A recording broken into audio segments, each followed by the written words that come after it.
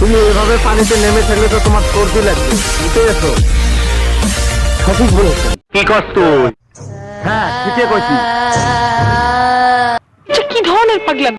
এটা পাগলামি নয়, এটাই সত্যি কথা।